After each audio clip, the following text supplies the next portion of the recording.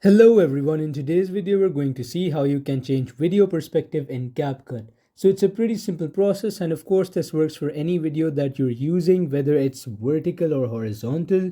I'm using an example video just to teach you, and you can go to your CapCut mobile app and do the exact same process with the video you want to change perspective of, and it will work. Now one of the things I suggest you doing is you can add a background as well to this, which means that you can add this video itself by an overlay on an actual video, since it'll look good with the background. So basically what you need to do is, first of all, you'll select the video, and from there you will go to animations, which is the third option. Now from here you will select combo. You can see in, out, and combo. You will just simply go to combo.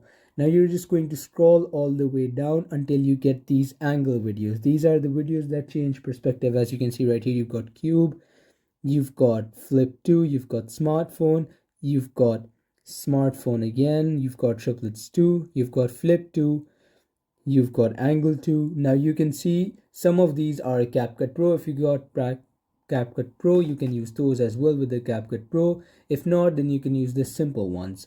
For example, let's go with angle 2, since it will properly show how to change the perspective. Now as you can see, in your video perspective is being changed. Normally the video wasn't like this, and now your perspective of the video has been changed, as you can see right there. You can also edit the time this goes on from by scrolling down below. As you can see right here, it's going much faster now. You can select that from down there as well. And what you can also do is add this video as an overlay to a background video. So if you want to make and change perspective of an actual video, what you're going to do is, you can, for example, first be working on a video, and if you want to add it as an overlay, you'll just press on overlay, and from there you'll just go to add overlay and choose the video from your gallery and do the exact same process with it. Thanks for watching and subscribe for more.